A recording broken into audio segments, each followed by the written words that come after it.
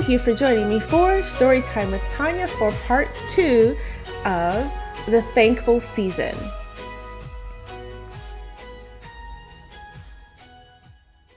The Carter house felt impossibly snug the moment everyone crossed its threshold.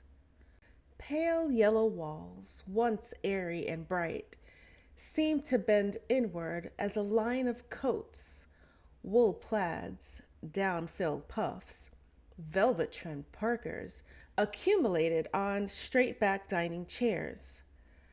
The air thrummed with overlapping voices, a burst of children's giggles, the clink of crystal water glasses, the gentle rattle of gravy ladles against porcelain bowls.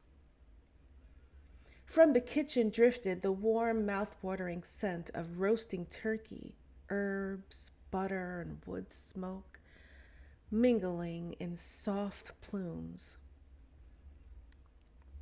By the time the family transitioned from sharply spiced deviled eggs and cheese-stuffed mushrooms to the main course, the house had fallen into a familiar Thanksgiving cadence. Plates slid across the lace-trimmed tablecloth in a slow parade. Morsels of turkey and stuffing vanished in seconds. Jokes rose in a friendly competition. Aunt Judy's recollection of a lost gravy recipe collided with Uncle Paul's tall tale of the Thanksgiving when he almost set the backyard on fire. Someone always chirped in to top the previous speaker, and the room's laughter peaked and receded like a gentle tide.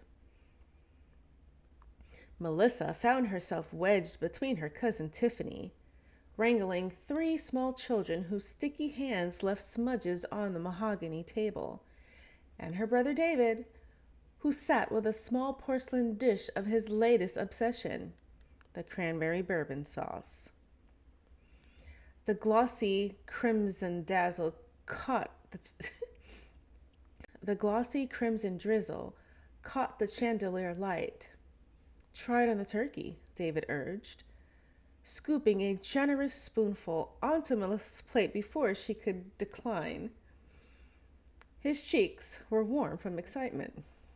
"I like the flavor just fine," Melissa murmured, but curiosity won out. As the tart berries burst on her tongue, the bourbon's flame lingered too long in the back of her throat, but it wasn't awful.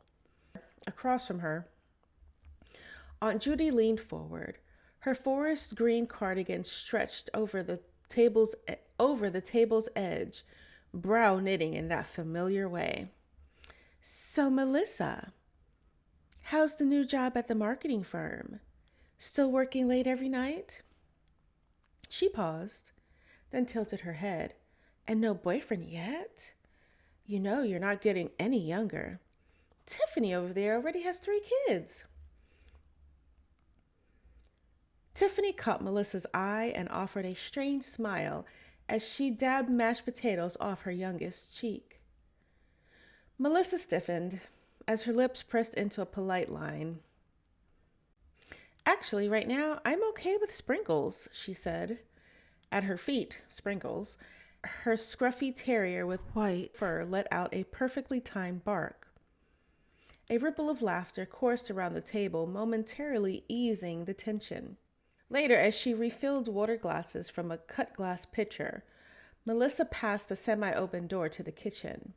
Inside, her mother, Elaine, brushed melted butter over the turkey's glistening skin while her father, Frank, cradled a wedge of cornbread.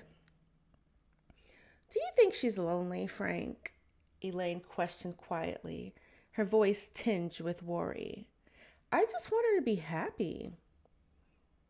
Frank murmured something about busy schedules. Melissa's hand froze on the table. The soft admission sank into her chest like a hard stone. She wanted to burst in and insist she was fine, fulfilled exactly as she was. But instead, she set the glasses down with careful precision, her heart even heavier than before. Meanwhile, David sat back in his chair, exchanging a rueful glance with Grandma Ruth, who was spooning neatly ridged slices of classic canned cranberry jelly onto her plate. The ornate tin's contents gleamed like ruby glass. His own sauce had been sampled politely, fleetingly, but never fully embraced. "You people wouldn't know fine dining if it hit you in the face," he muttered, voice soft and half laughing. Watching his nieces and nephews smear whipped cream across their chins, he let out a chuckle and folded his arms, relinquishing his quest for approval.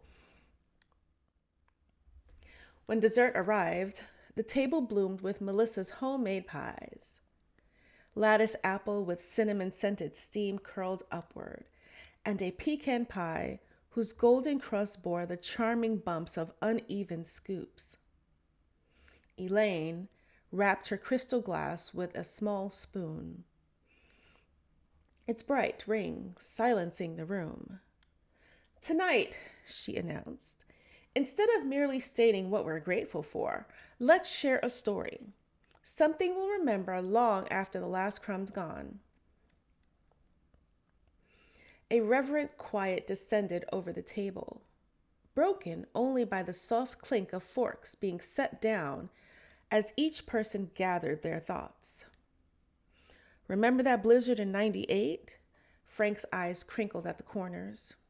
"We huddled around those stubby candles Mom kept in the junk drawer, wrapped in every blanket we owned, passing turkey between us on bread.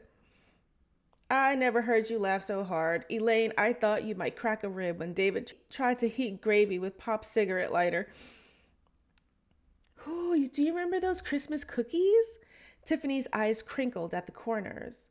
"Mom's kitchen was so narrow, our elbows kept bumping. You stood guard while I snuck the wooden spoon into the mixing bowl." She nudged Melissa with her shoulder. "We left flour footprints everywhere. It was like a dead giveaway." Even David's voice grew tender as he recalled his father jogging alongside his wobbling bicycle, fingers just barely touching the back of his shirt, until the breathless moment when he looked back to find his father standing yards behind him, arms raised in silent triumph. At last, everyone gazed at Melissa. She drew a breath, her voice quiet but steady. "I used to dread Thanksgiving," she confessed, "because I felt like I never measured up, like I was behind everyone else's story. But what I've realized is it doesn't matter where we are or what milestones we hit. What matters is that we're here together, and that's what I'm most thankful for." A stillness settled over the room. Silverware paused mid-air. Even the children's giggles hushed. Elaine's eyes glistened as Frank reached over to squeeze her hand. Even Aunt Judy gave a small, approving nod. Outside, dusk had deepened into velvety indigo, and the last golden rays of the sun vanished from the windows. Inside, the Carter family leaned in closer, voices softer, laughter richer, their stories pouring out like gravy from a warm tureen. Imperfect, spirited, and entirely shared. This, they all knew, was the heart of Thanksgiving.